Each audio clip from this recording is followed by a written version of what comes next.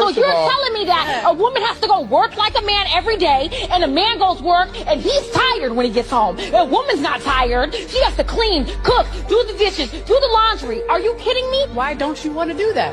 What are you talking about? Why don't I want to do it? You know Pause. how That fucking means- tiring first- that is? Have you done that? First of Have you all- done that? I do it every day. First of all, yelling doesn't mean you're winning an argument.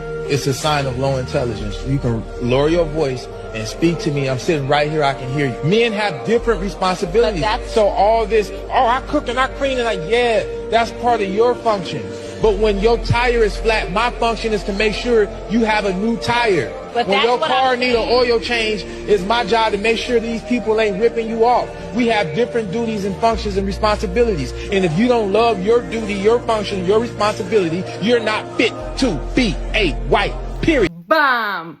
Tai kaip manote jūs? Yra tos vyriškos ir moteriškos atsakomybės? Ar čia jau yra pasenęs reikalas?